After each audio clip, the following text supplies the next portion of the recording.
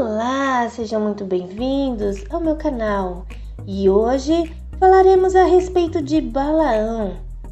Não se sabe ao certo qual o significado do nome de Balaão no hebraico.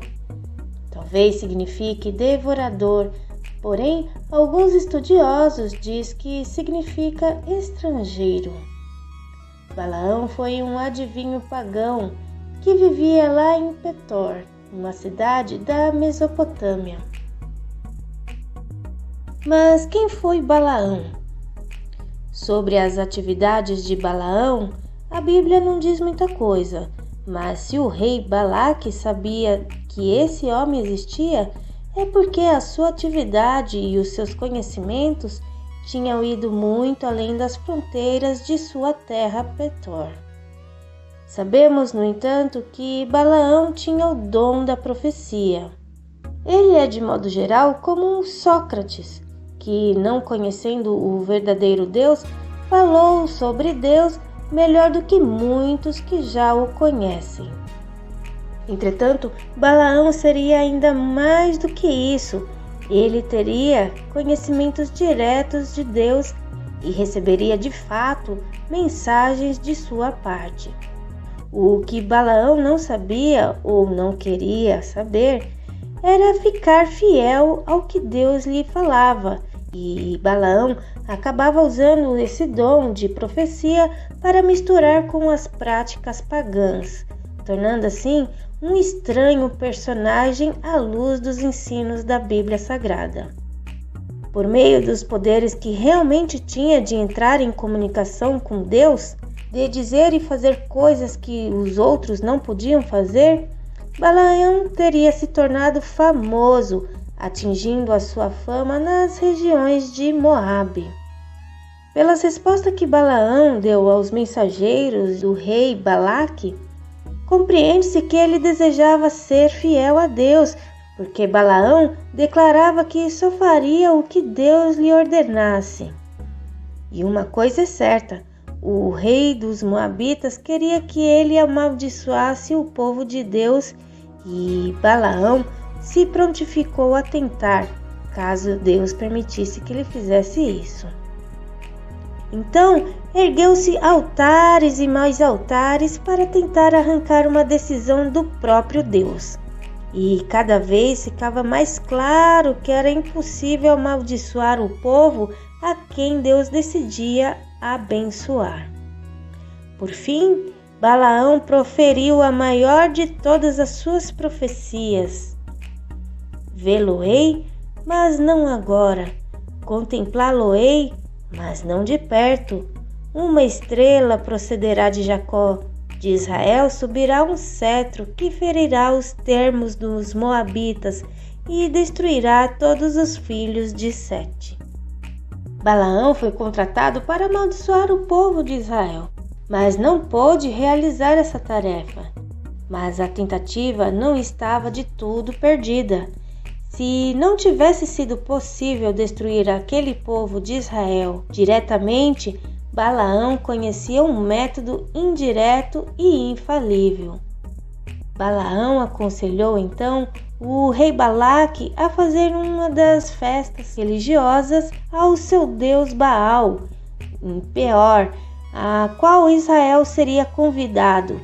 Sabendo que eles cairiam na imoralidade, prestariam culto a outros deuses e seriam assim destruídos pelo próprio Deus. Os planos iriam dar certo. Logo que se consumou o pecado dos filhos de Israel, teve uma peste entre o povo. Moisés então ficou todo apavorado. Verificou que os juízes e os chefes do povo não tinham sequer tomado qualquer medida contra os pecadores, e até muitos mesmo dos chefes tinham caído no pecado em Peor. Balaão nada ganhou com esse plano. Houve então uma batalha entre Israel e os medianitas, e Balaão foi morto. As tradições judaicas. Segundo as tradições judaicas, Balaão se tornou símbolo de todos quantos ensinavam ou então encorajavam o povo de Israel a envolver-se na idolatria. incluindo aqui os excessos de gula, do alcoolismo e também da prostituição. O princípio espiritual nessa história é: bendito os que te abençoarem, ó Israel, e malditos os que te amaldiçoarem. O ensino de Balaão. No Novo Testamento, encontra-se interpretações dos atos de Balaão, vinculadas a lições espirituais, os quais, deixando o caminho direito, erraram seguindo o caminho de Balaão, filho de Beor, que amou o prêmio da injustiça. Esse trecho aqui de 2 Pedro refere-se ao caminho de Balaão.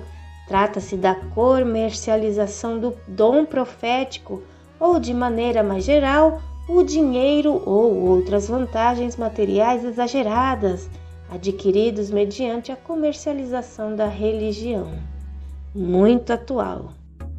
Em outra passagem bíblica, em Apocalipse, diz assim: mas umas poucas coisas têm contra ti, porque tens lá os que seguem a doutrina de Balaão, o qual ensinava Balaque a lançar tropeços diante dos filhos de Israel, para que comessem dos sacrifícios da idolatria e se prostituíssem.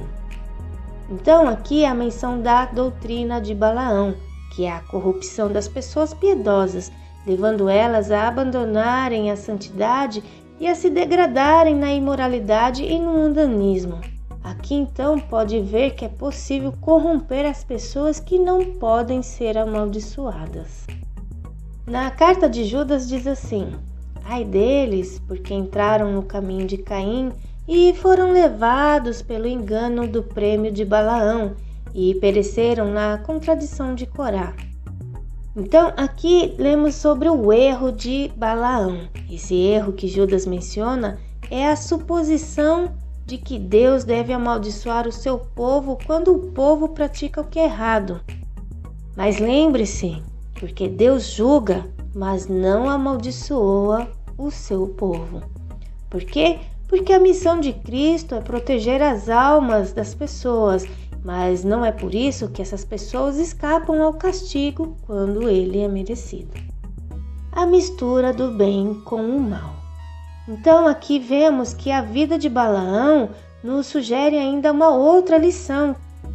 Em um homem, mesmo que seja profeta, pode haver a mescla do bem e o mal, com o bom e o ruim, com intenções nobres e atos vis, ou a mistura da verdade com ideias do paganismo. Todos nós somos culpados desse erro, em maior parte ou menor parte, em maior grau ou menor grau. Por que isso? Porque isso faz parte daquilo que significa alguém ser um pecador. E essa mescla do bem com o mal torna-se mais notória ainda quando se envolve um líder espiritual. Essa é uma lição muito atual. Por hoje é só. Até mais.